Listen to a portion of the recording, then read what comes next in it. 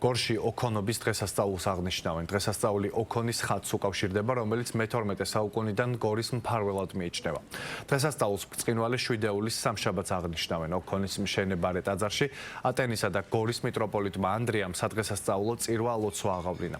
წირვის შემდეგ კი ქალაქის ქუჩებში ტრადიციული მსვლელობა გაიმართა და სასულიერო პირები მოსახლეობას დალოცავენ და ქალაქის ქუჩები აკურთხეს. დღესასწაულის აღნიშვნის მივიწყებული ტრადიცია ატენისა და გორის მიტროპოლიტ მეუფე ანდრიას ლოცვა კურთხევით 2004 წელს აღდგა და წელს 22-ად აღინიშნება.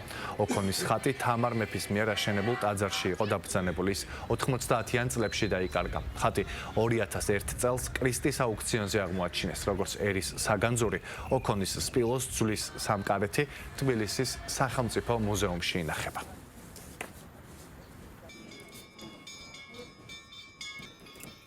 დღეს ვსეიმობთ ივერიის ყოვლადწმინდა ღვთისმშობლის დღესასწაულს 6000 მოწამე გარეჯელთა ბერთახსენებას და ჩვენს ქალაქში გორში ვსეიმობთ ოქონობას. ოქონის ხატი, რომელიც იყო მთავარი მფარველი ქალაქ გორისა და ამ დღეს სრულდება საზეიმო მსახურება და ლიტანიობა ჩვენი ქალაქის ცენტრში. ღვთის მადლითა და წყალობით აღდგა ტაძარი, რომელიც იყო დანგრეული ათეისტური პერიოდის დროს.